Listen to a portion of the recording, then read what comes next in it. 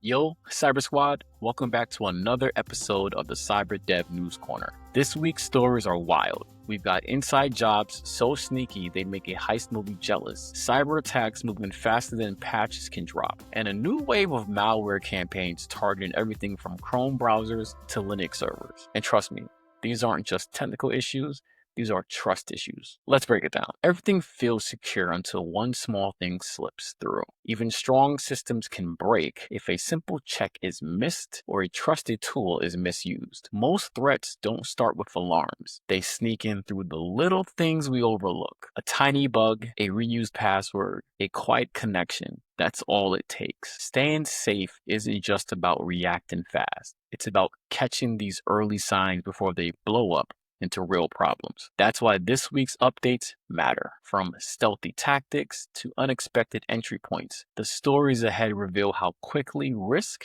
can spread and what smart teams are doing to stay ahead. Let's dive in. With our first one, this is not your average inside threat. The US Justice Department just pulled back the curtain on a massive North Korean operation where IT workers use stolen and fake identities to land jobs at over 100 US tech companies, including defense contractors. These workers funneled money and data back to the regime, stealing source code timed to arms regulations and swiping nearly 1 million in crypto in a single case. The bust led to one arrest, the seizure of 21 domains, 29 financial accounts, and 200 plus devices. And here's the kicker. Over 80 stolen identities were used to make it all happen. The lesson in this: identity is the new firewall. If you are not vetting your workforce, your perimeter's already breached. For our next story, let's roll through the wildest headlines from this week, including 0 days, sanctioned infrastructure, and state-level attacks, all made this week's cut. A Chrome 0-day exploited in the wild. A high-severity type confusion flaw, CVE 2025-6554, in Chrome's V8 JavaScript engine was actively exploited in targeted campaigns. The flaw allowed remote code execution inside the browser context, likely chained with sandbox escapes. This 0-day posed a serious threat to user privacy and account compromise. Google credited their threat analysis group, or TAG, with identifying the in-the-wild abuse, often tied to state-sponsored actors. Chinese threat actor Houken exploits Ivanti devices. Using 3 Ivanti CSA 0 days disclosed post-exploitation, the group deployed PHP-based web shells and custom rootkits to backdoor systems. By patching the vulnerabilities post-exploit, Houken ensured exclusive access, essentially renting out clean entry points to other threat groups for espionage or ransomware payload deployment. AISA Group sanctioned.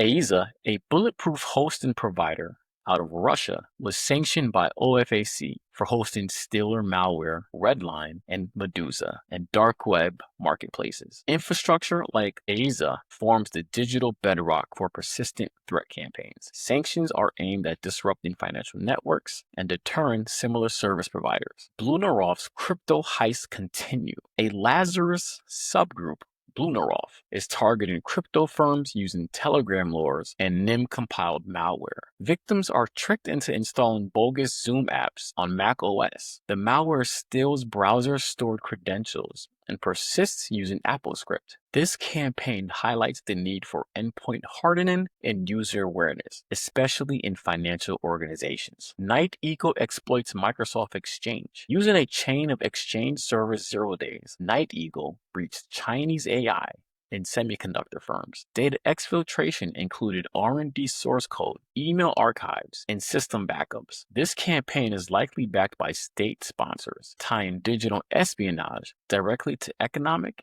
and military advantage. Scattered Spider utilizes teleport for persistence. Scattered Spider continues to innovate leveraging teleport, a legitimate infrastructure access tool, to maintain shell access to compromised AWS environments. By blending into normal IT behavior, they bypass EDR detection. It's a sober reminder that even tools meant for good can be weaponized. Open VSX malware. 2 rogue extensions named Solidity Language were downloaded nearly 200 1,000 times. These detected installed RMM tools such as Screen Connect and then replaced them with malicious clones. The vulnerability lies in the OpenVSX registry's lack of curation, exposing developers and companies to hidden backdoors. Our next one, Masslogger campaign evolves. In this new wave, attackers weaponize Visual Basic Encoded, or VBE, scripts to load Masslogger filelessly.